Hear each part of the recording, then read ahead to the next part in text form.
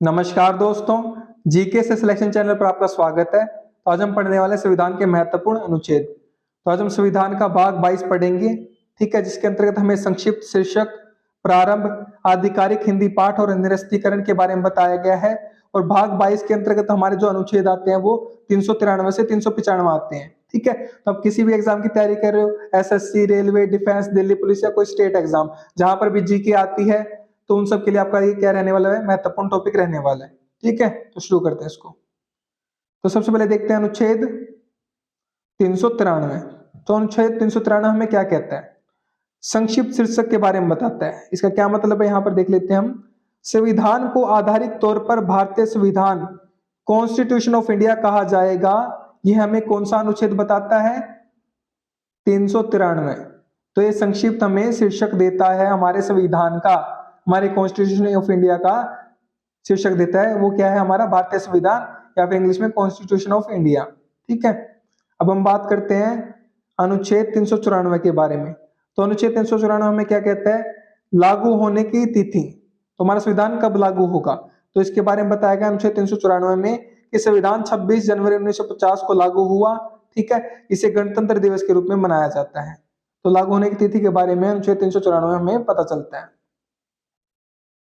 तो अब हम बात करते हैं अपने अनुच्छेद 394 ए के बारे में। तो 394 ए क्या कहता है? हिंदी में प्राधिकृत संस्करण। संविधान का हिंदी संस्करण भी आधिकारिक और प्राधिकृत है। तो जो हमारा संविधान का हिंदी रूप है वो भी हमारा आधिकारिक है, आधिकारिक संविधान में आता है हमारा, ठीक है। इसे हिंदी भाषी राज्यों और प्रशासनिक कार्यों के लिए उपयोग किया जाता है। क्लियर है बात? तो 394 में बताया गया है कि हिंदी में जो हमारा संस्करण है संविधान का वो भी आधिकारिक है भारत का, ठीक है। अब हम बात करते हैं अपने लास्ट अनुच्छेद के संविधान के, जो कि हमारा है 395। जो मूल संविधान है हमारा उसमें 395 अनुच्छेद थे, तो हम 395 नंबर पे पहुंच गए हैं, ठीक है। तो ये हमें क्या कहता है? निरस्तीकरण, निरस्तीकरण के बारे में बताता है। इसका क्या मतलब है? यह अनुच्छेद पुराने कानूनों, अधिनियमों और आदेशों को रद्द करने के लिए बनाया गया था, ताकि नया संविधान लागू होने के बाद कोई विवाद या टकराव न हो। तो यह सिंपल सी बात है। निरस्तीकरण का क्या मतलब? निरस्त कर देना, रद्द कर देना। 395 नंबर अनुच्छेद हमें कहता है कि पुराने जो भी कानून है, अधिनियम है, आदेश है, उनको रद्द करने के लिए इस अनुच्छेद के तहत हमें शक्तियां मिलती है, ताकि नया संविधान लागू होने के बाद, जब नया संविधान हमारा लागू हुआ था 26 जनवरी 1950 को, तो उसमें कोई विवाद या टकराव ना हो, तब ये बनाया गया था। क्लियर है बात? तो ये हमारे आज की वीडियो में जो अनुच्छेद थे हमारे भाग 22 के अंतर्गत थे। जो भाग 22 मूल संविधान था जो हमारा, उसमें भाग 22 ही थे, ठीक है। इसके अंदर फिर बाद में हमारे जो भाग 25 बन गए वो इसके अंदर ही भाग जोड़ दिए गए हैं, ठीक है, जो हमने पढ़ लिए पहले के वीडियोस में। तो भाग 22 में हमने अनुच्छेद 393 से 395 पढ़ लिए हैं, और 395 ही हमारे मूल संविधान में थे।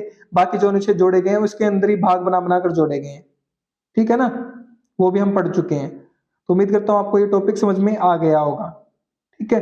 तो पीडीएफ नोट्स और अपडेट्स के लिए आप क्या कर सकते हो? टेलीग्राम को फॉलो कर सकते हो। जीके से सिलेक्शन नाम से डायरेक्ट सर्च कर सकते हो, टेलीग्राम को ज्वाइन कर सकते हो, या फिर इस लिंक को डायरेक्ट कॉपी पेस्ट करके और इस पर क्लिक करके डायरेक्ट टेलीग्राम को आप ज्वाइन कर सकते हो। यूट्यूब पर सब्सक्राइब कर लीजिए चैनल को, और बेल आइकन को दबा लीजिए अगर आपने अभी तक सब्सक्राइब नहीं किया तो। व्हाट्सएप चैनल को फॉलो कर लीजिए और इंस्टाग्राम को फॉलो कर लीजिए, ठीक है। और मेरे साथ वीडियो में यहाँ तक अंत तक बने रहने के लिए आपका धन्यवाद। Thank you so much again.